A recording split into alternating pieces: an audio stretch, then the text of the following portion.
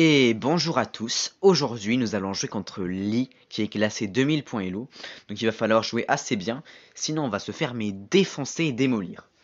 Et elle commence la partie par E4, et face à E4, j'aime souvent bien jouer le coup D5 qui caractérise la défense scandinave, mais là j'ai envie d'un petit peu changer, je vais jouer E5. Vous voyez, elle met un pion au centre, du coup je fais de même. Elle joue cavalier F3, elle attaque mon pion en E5. Normalement, ce pion-là, on essaie de le défendre, soit en jouant D6 qui défend le pion, soit en jouant cavalier C6 qui défend le pion. Mais là, j'ai envie de jouer une autre ouverture qui s'appelle le Gambit éléphant. C'est le coup D5. Et en fait, l'idée, c'est que si elle avait pris, bon, elle a joué cavalier C3, mais si elle avait pris mon pion en D5, j'aurais pas repris de la dame, mais j'aurais poussé ce pion-là d'une case. Le pion E5. Du coup, elle fait cavalier C3, d'accord, c'est peut-être pas forcément idéal, parce que je vais pouvoir attaquer son cavalier. Vous voyez, généralement, quand vous pouvez attaquer un cavalier, essayez de le faire, sauf bien sûr si vous donnez un pion. Mais là, je ne donne pas de pion, juste j'attaque un cavalier.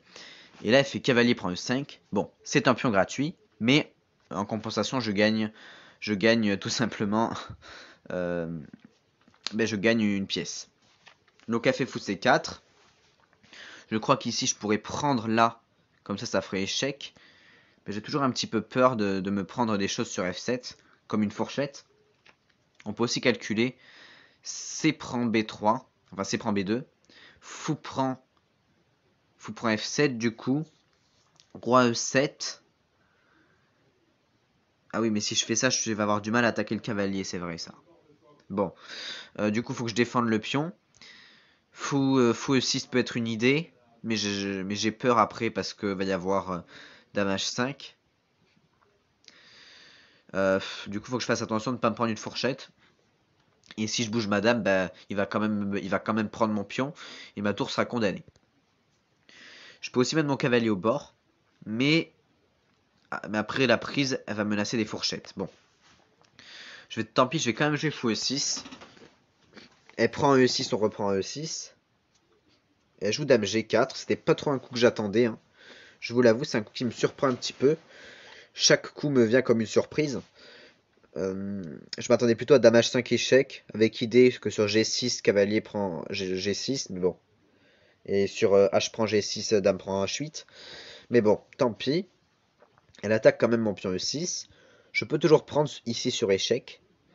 Mais bon, je vais le faire. J'ai vu que c'était pas toujours idéal. Mais bon, je vais le faire, tant pis.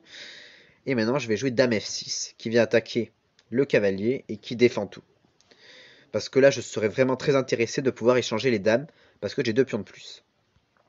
Donc là, j'ai pas de pion gratuit à le cavalier. Son cavalier ne menace rien, on va proposer un échange des dames. C'est accepté. Et en plus, on a réussi à ouvrir la colonne pour notre tour, même si on a quand même une très très mauvaise structure de pions, parce qu'on a des pions doublés et un pion isolé. Donc les 2 pions d'avance ne sont pas si importants, en réalité. Donc là, le pion est attaqué, on va le défendre. Cavalier E7. Grand roc. Cavalier D7, c'est pas très envie, hein. Bon, on va jouer cavalier BC6. Bon, on va échanger les cavaliers, on est très content. Mais là, on croule un petit peu sous les menaces parce qu'on a un vrai on a un vrai retard de développement. Ce pion-là est attaqué, on peut pas roquer, il y a la tour. J'aime pas trop. Du coup, je vais essayer de défendre mes pions. Je défends comme je peux. Peut-être que roi F7 peut même être une idée, hein. Mais bon, je vais attaquer le fou qui ne peut rien manger. J'attaque le fou. Et roi F7, j'ai très envie de le jouer. Alors, pourquoi roi F7? Ça a l'air un petit peu bizarre comme coup roi F7. Bon, effectivement, ça va lui permettre de mettre une tour sur la 7ème. Donc ça, c'était pas trop calculé. Mais le roi, en général, en F7, il est pas si mal placé. Bien parce qu'il ne peut pas se faire facilement attaquer. Et surtout, il ne bloque aucune de ses pièces. Et le roi en F7, si vous êtes déroqué, avoir le roi en F7 ou en C7, c'est vraiment les meilleures cases. Bon, je vais jouer fou E7, tant pis. Tour HD1. J'ai envie de mettre ma tour ici. Voyons, est-ce que les calculs sont bons? Mais les calculs sont bons, on dirait. C'est juste un échange de tours. Bon, c'est très bien les échanges de tours. Surtout quand on a un avantage matériel, ce qui est le cas. Donc là, je vais essayer de tout échanger, mais si je fais ça, je vais perdre mon pion. Et en plus, mon fou est toujours cloué. Et si je bouge mon cavalier, il va y avoir fou prend G7, roi prend G7 et tour prend E6. Tour prend E7. Donc il faudrait que je bouge mon cavalier. C'est embêtant cette position. J'ai réussi à avoir un avantage, mais je suis un petit peu embêté. Du coup, je vais jouer roi E8, qui décloue tout en attaquant la tour. La tour bouge. J'ai bien envie de jouer fou F6. Fou F6 peut être vraiment une idée. Parce que si je fais tour D8, il va y avoir tour prend D8, roi prend D8 et fou prend G7. Donc je vais jouer fou F6. Donc ça, c'était le coup qui était attendu, E5. Hein. C'est sûr qu'elle allait faire ça. J'ai pas tellement prévu de coup après, je vous l'avoue. Peut-être fou H4. Ici, c'est un petit peu triste quand même. Bon, je vais faire fou H4. Même si c'est pas terrible. Mais bon, je vais proposer un échange de tours. Et je pense que si j'échange les tours, j'ai gagné. Alors, j'annonce officiellement que j'ai gagné, même si ce n'est pas encore le cas. Fou G3. Et on va essayer d'aller gratter les derniers pions.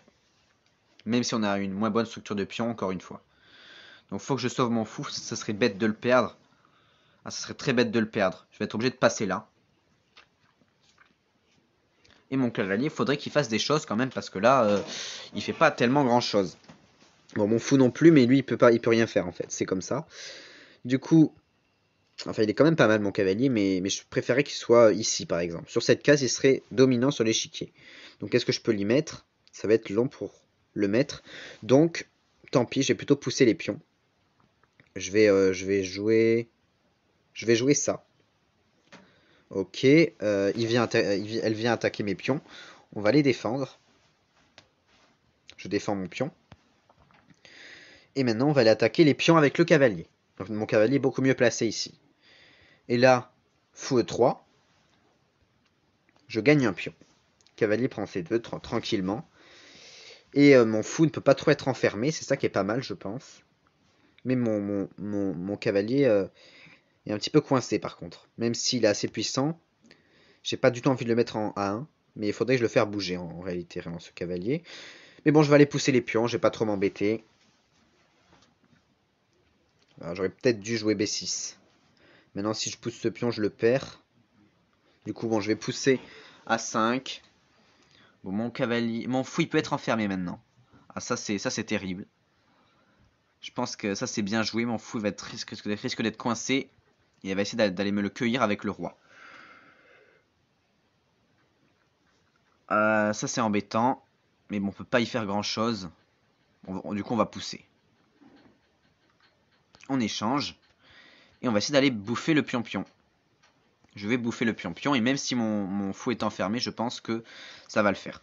Bon, mon fou, il peut toujours se barrer maintenant. Du coup, je vais protéger mon pion. Je peux même pousser, je pense. Bon, je vais prendre, déjà, une fois. Bon, bah d'accord, je continue à prendre. Bon, ben, tu reprends toujours pas mon pion. Bon, je vais pousser.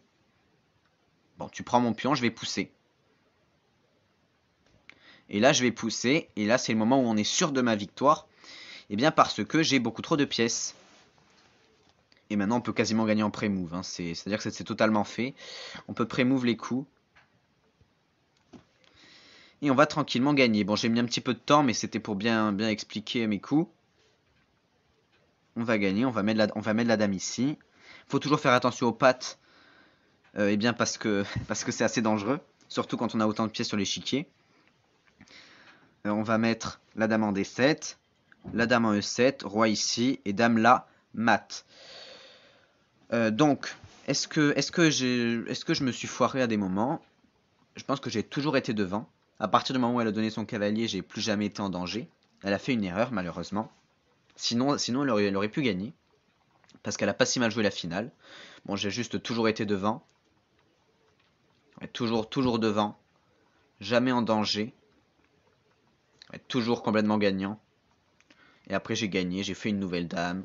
Mat en 6, mat en 5, mat en 3. Mat en 2. Et mat en 1. Du coup, j'ai gagné en 57 coups. Elle a pas si mal joué. C'est juste son don de cavalier au début. Et en fait, ce coup-là de cavalier C3 est pas du tout bon. Elle aurait dû prendre mon pion. Comme ça. Et moi j'aurais poussé mon pion. Voilà. C'est face aux gambiers éléphants. Enfin bon, bref, c'est pas terrible de sortir des cavaliers s'ils peuvent se faire trop facilement attaquer. Et face à ça, l'ordinateur disait de jouer cavalier E2 ou cavalier B1. Et du coup, c'est un peu triste de reculer autant le cavalier. Alors qu'elle, elle a pris mon pion. Du coup, elle a donné son cavalier. Mais sinon, elle a pas trop mal joué. Et puis, j'espère que cette partie vous aura plu. Si c'est le cas, n'hésitez pas à mettre un gros pouce bleu. Et moi, je vous dis à la prochaine. Et j'ai bien aimé cette finale. J'aime bien avoir gagné aussi.